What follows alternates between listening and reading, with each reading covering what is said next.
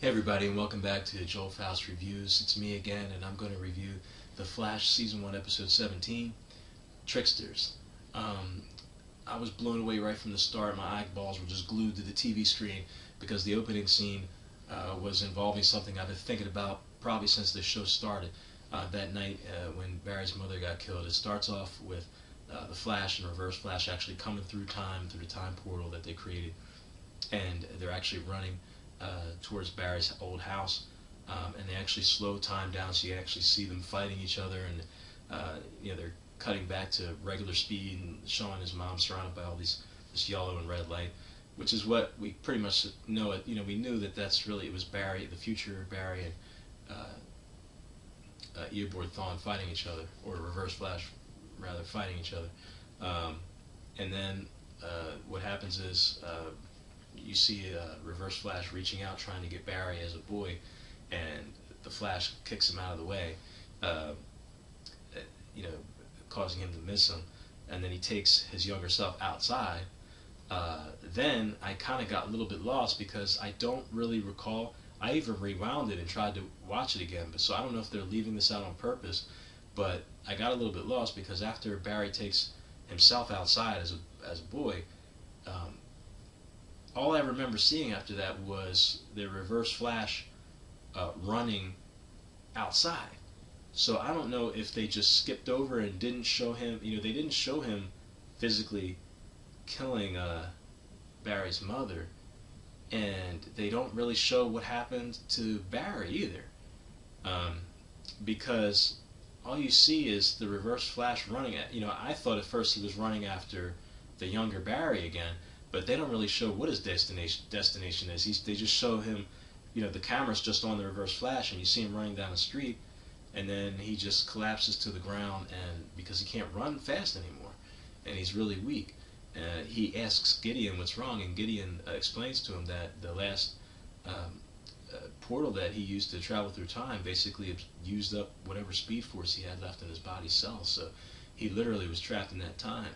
And then he was infuriated, and he rips his mask off, and here's this guy that none of us have seen before, and I was like, whoa, what is going on?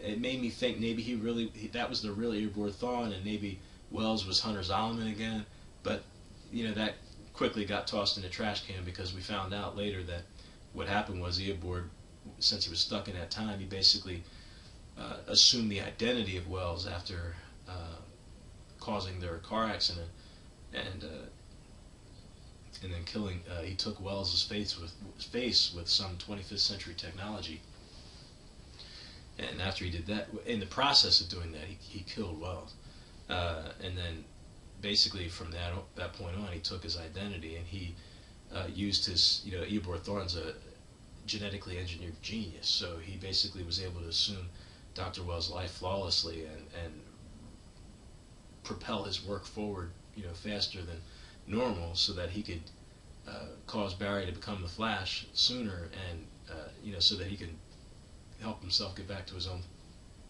Help himself get him back to his own time. So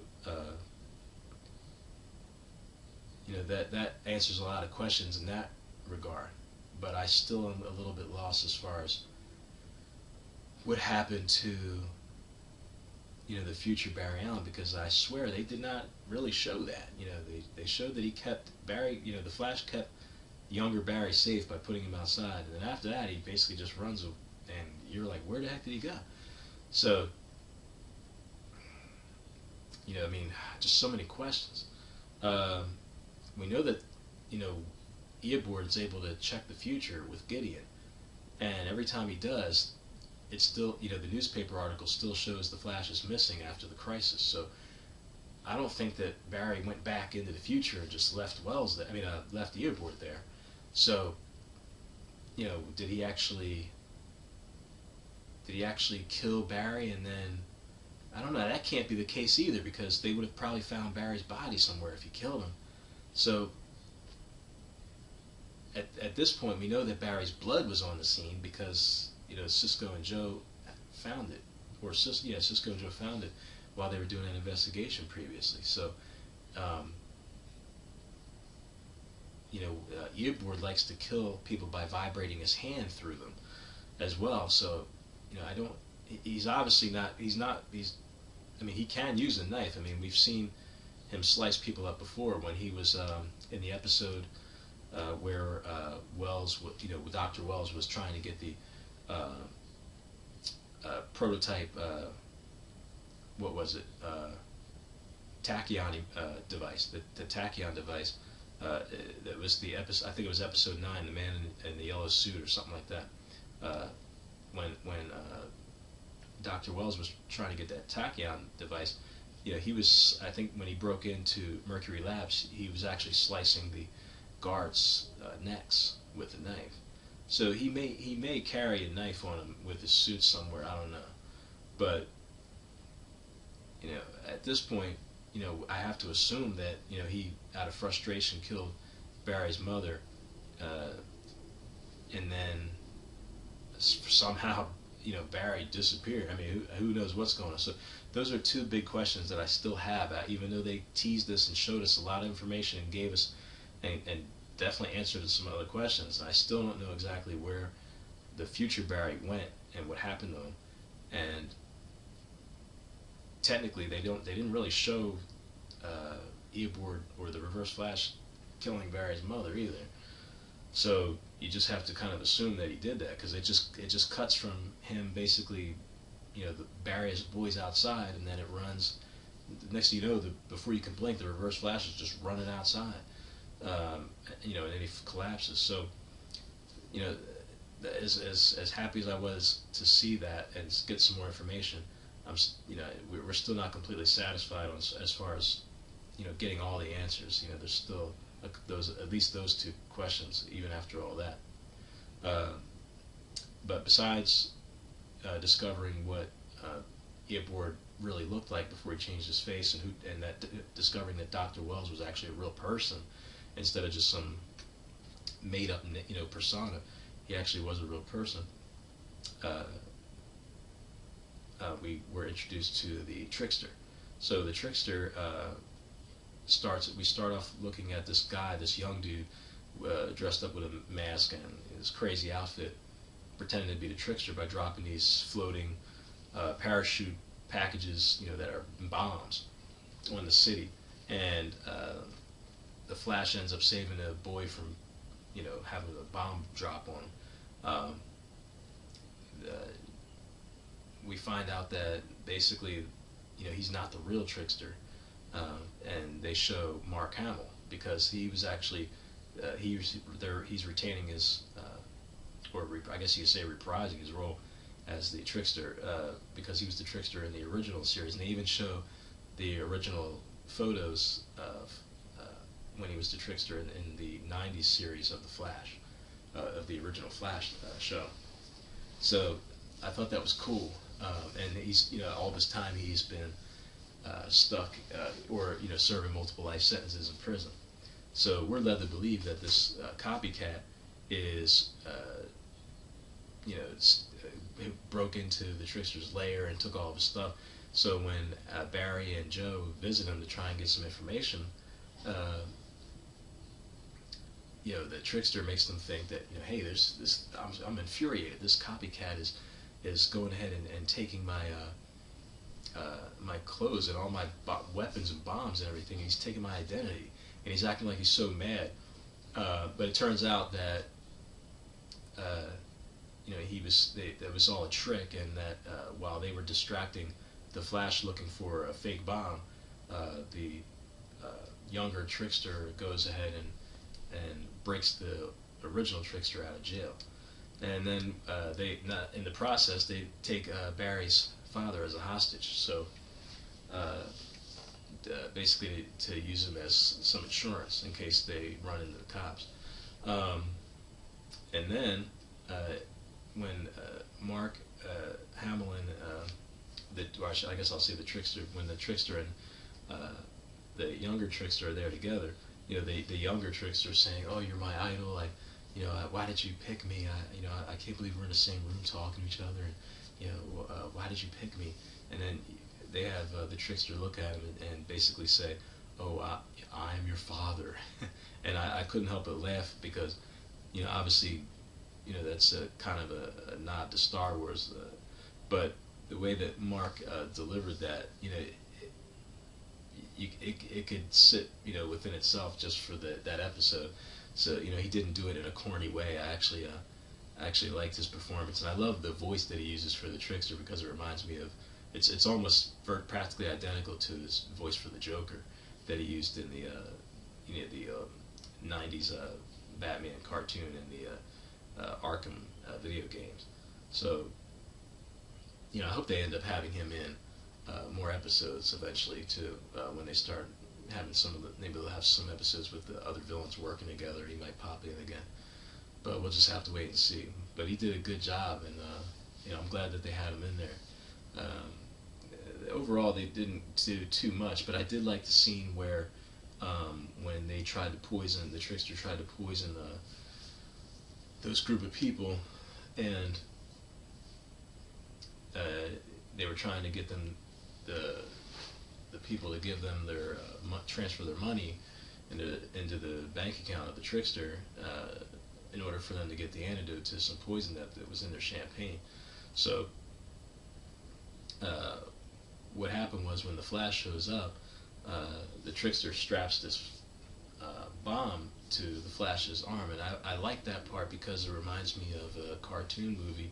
I don't know if it was, I believe it was one of the Justice League ones, but the Flash in the cartoon actually went through that same problem where he had some kind of bomb strapped to him that was super powerful, and he had to keep moving at super speed in order for it not to detonate. And I forget the solution that he chose in the cartoon to fix it, but in this one, in the show, what Barry ends up doing is he's phoning in and trying to communicate with everybody and tell them what's going on, and then Dr. Wells is kind of taking over and talking to Barry and telling him, look, you're going to go ahead and run, you're going to vibrate your body cells at the same frequency as the wind so that you can actually run through a wall or something, and that'll allow the bomb to stay, bounce off the wall and stay on the other side, detach itself from you. Barry doesn't know what Wells is talking about, so Wells is, kind of closing his eyes and guiding Barry through. He's like, feel the wind, Barry, while you're running. Just breathe. He's like, breathe, feel the wind flowing through you. And, he's telling him to feel the lightning, coming off it, feel its power. He's like, you're not just you anymore, you're something else. You're part of the Speed Force. He's like, feel the Speed Force and stuff. And he got, like, he was, the way that he was talking, Barry was listening to everything he said, and he was actually able to do exactly what Wells was telling him. So we got to see a new ability of Barry's power, and that's to be able to vibrate, which we technically already saw with Wells, or I'll say Eobard, because when in the episode in the episode Out of Time, when he revealed himself to Cisco, he did vibrate his hand and put it right through Cisco's chest, and he also did it with the reporter as well. So, obviously, this is something that speedsters in general can do because they can vibrate their bodies so quickly that they can basically phase right through solid matter and just run right through it. So, Barry took his advice and listened to him, and he was able to run through a tractor trailer, and it allowed the bomb to stick to the front of the tractor trailer and fall off of Barry's body. So that was cool to see that. But in doing that, now Barry's pretty much convinced that Wells is the Reverse Flash, because the way that he was explaining, instructing Barry how to do that was too much, like speaking from experience, which it was, because you could tell even Caitlin Snow and Cisco were kind of looking at him like, what the heck? Like, how do you know that he has to do that and feel the lightning and the Speed Force? What's the Speed Force? So even they're looking at him like he's nuts. Pretty much, and who knows, if he did that deliberately or if he just got caught up in the moment. But for whatever reason, now it actually caused Barry or assisted Barry and Joe in revealing to Eddie that Barry's actually the Flash. He actually took his mask off in front of him to convince him not to let Iris investigate anything that Wells might have done to the reporter, because they know that if she gets close, she's going to get killed by the Reverse Flash. So, you know, I don't know if they had to. I don't know if that was really necessary for Barry to reveal himself to Eddie that way to do that, but I guess they thought it would have more of an impact, you know, that he would know how serious they were if they did that. And I guess they'll probably explain things further in future episodes as they bring him in on what they've been doing and been up to. But other than that, you know, I think that's the most of it. I mean, we didn't see too much from the Trickster, you know, except for, you know, those little floating parachute boxes and the fake box, you know, the fake bomb in the box to distract him so that the real Trickster can get released. And then he did manage to kill at least one person that drank that champagne. But other than that, I guess they're going back to jail. So at this point, you know, it was a pretty good episode. I mean, anybody else that watched it out there, let me know what you think. You know, how do you feel? Are you with me in regards to the opening scene? You know, or were you kind of confused that, you know, they didn't really show what happened to the adult Barry? They just show him take his younger self outside, and then he kind of just runs away, and they don't show what happens to him. The next thing you know, you see Reverse Flash collapsing on the ground. So, you know, Gideon didn't say anything about anything else other than that he just had no more Speed Force in his cells. You know, is it possible that Barry also lost his Speed Force, that he's hiding somewhere, assuming someone else's identity as well, or something like that? Yeah, I don't know. We're not, you know, they're not letting on to what happened to him at this point. The only thing we know for sure is that Barry's in the future. When anytime Eobard Thawne tells Gideon to look in the future, it always shows that the Flash is still missing. So, you know, I don't think that Eobard killed him, because he would, you know, his body would have been laying there or something like that. So somehow or other, you know, the future Barry's disappeared, and Eobard allowed himself to disappear by assuming the identity of Wells, Dr. Wells. So maybe Barry's kind of doing the same thing. Maybe he's hiding out somewhere and, you know, has a disguise or something. I don't know. Let me know what you think about that. And also let me know what you think, you know, all you Star Wars fans and you Joker fans out there. Did you like, I think Mark Hamill's performance was incredible. You know, it's just something magical when he actually does stuff, you know, that has, you know, everyone expects him to be this good guy, you know, because he played Luke from Star Wars, but he's actually pretty good at playing someone that's got mental issues. So, you know, I like his portrayal of that, and it also reminds me of the Joker a little bit, because he taps into that voice a little bit, not completely, but just enough that you could tell that, you know, he's the voice of the Joker. And you know, I like that little joke that they put in there, that to say that I'm your father when he was talking to his son.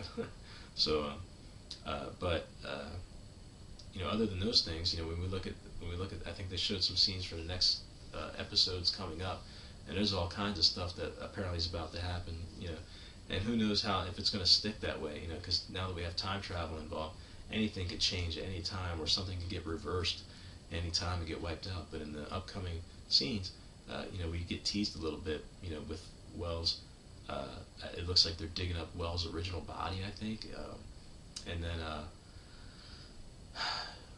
you know, we hear Wells' voice saying that I promise you, Barry, that you will die, or something like that. So it looks like it's going to get closer to things, you know, where, you know, Wells or Eobard and Barry are going to go ahead and start being enemies real soon. So I can't wait to see what happens next. And also, I think it showed Adam on there. You know, they showed Adam. You know, I can't wait to see what happens when they put him on there. It looks like there's going to be some kind of collaboration again with multiple heroes. So I can't wait to see that. You know, let me know what you guys think. Also, you know, if you like tonight's episode, then, you know, like this video, and if you want to subscribe. There's going to be more to come, and you know, I'm going to see if I can put one up on the next upcoming episode of the Arrow as well, or Arrow. and because I do watch that show as well. Also, if you have any ideas for any other shows, if it's on CW or any other channels that you can go ahead and ask me, see if maybe I watch those and want to review those as well. I'll be happy to do that. But other than that, I hope everyone's having a good day.